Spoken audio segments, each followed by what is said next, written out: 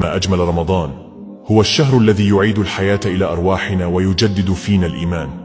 لحظاته مليئة بالسكينة، بداية من لحظة الإفطار التي تسبقها دعوات صادقة إلى السماء، وصولا إلى السجدة الطويلة التي تريح القلب قبل الجسد. تجد في رمضان الراحة الحقيقية، وتكتشف كم هي النعم الصغيرة التي قد نغفل عنها في الأيام العادية. هو ليس مجرد شهر للامتناع عن الطعام والشراب، بل هو فرصة لإعادة ترتيب النفس والروح. تجد فيه التواضع، وتزيد فيه اللحظات التي تقربنا من الله، وتزرع في قلوبنا الأمل. فلنغتنم هذه الأيام ونملأها بالعبادة، بالدعاء، وبالعمل الصالح.